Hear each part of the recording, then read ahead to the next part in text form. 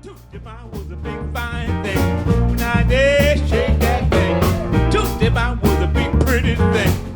Now they shake that.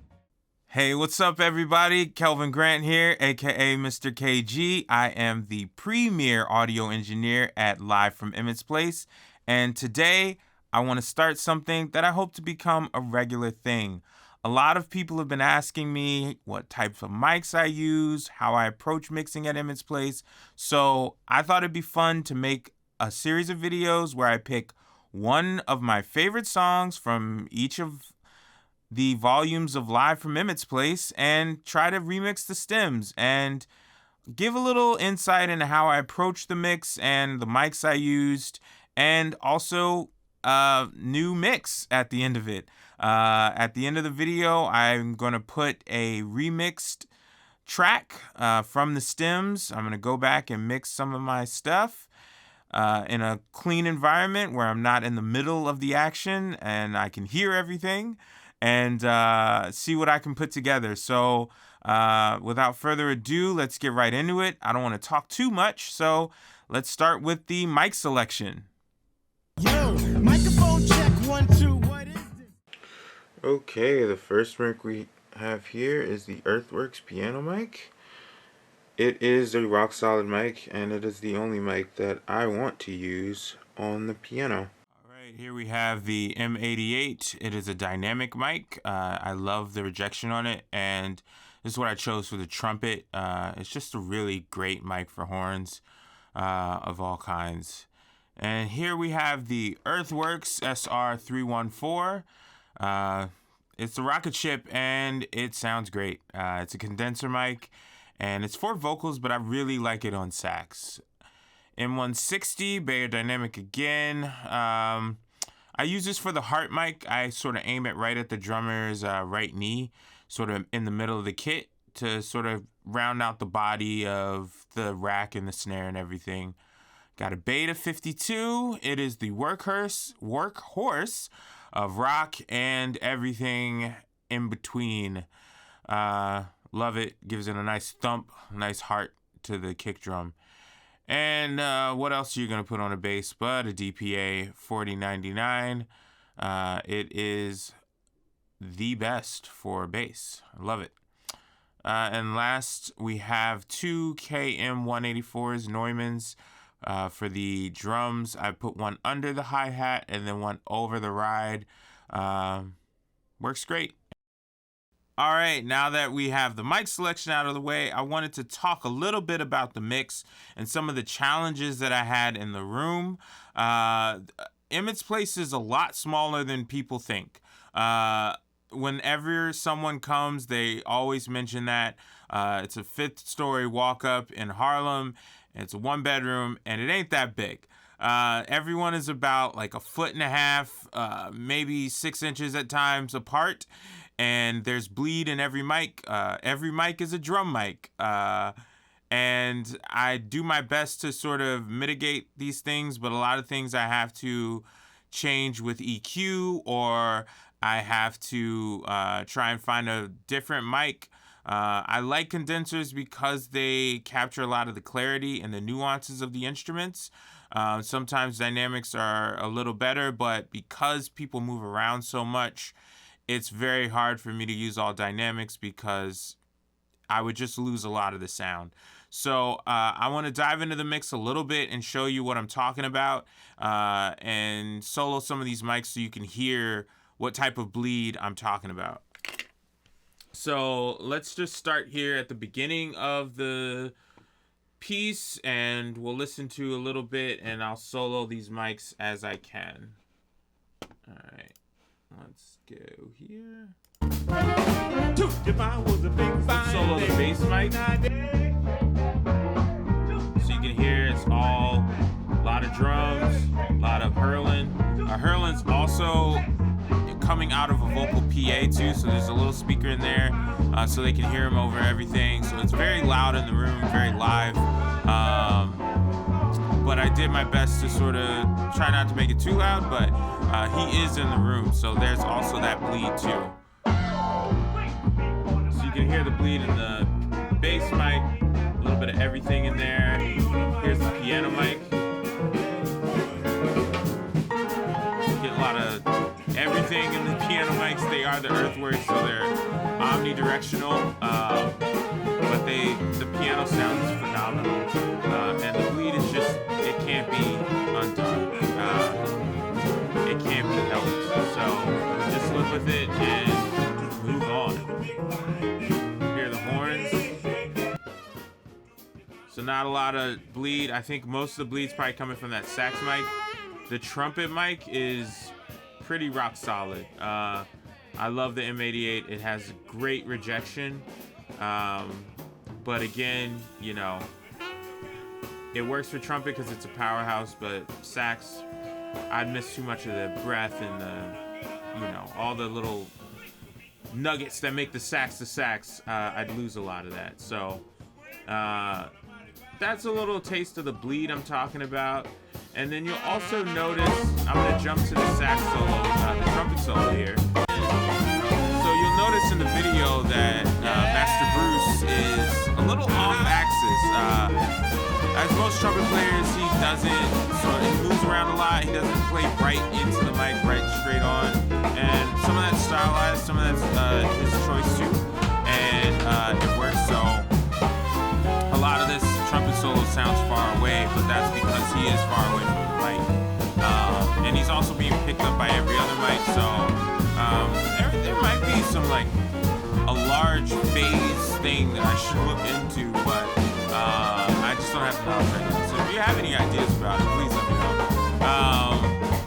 But with that said, I'm not going to talk much anymore. I'm going to let you know that I hope to continue to do these. If you have something constructive to say, please let me know down in the comments. If you don't have anything nice to say, just keep it to yourself. I don't really need to hear from you. But I do want to continue to do these and give you guys a little bit of a background into what's going on, and also give myself a chance to remix the stems. So I'm, you know, trying to hold myself accountable for that. And yeah, I'll see you guys next week with another one. Without further ado, here is Tutima, remixed by yours truly.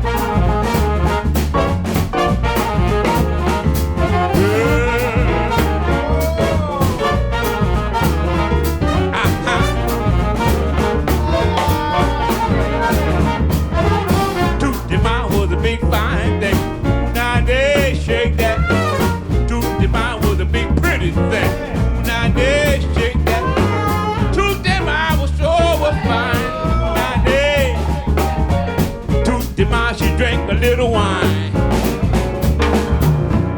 Tuesday mind, wake up the vamp, looking for to get the vamp. Police won't come put her in jail. I'm gonna get her out on bail. Swing for me on a Mardi Gras day. Hey, swing for me on a Mardi Gras day. Come on, come on.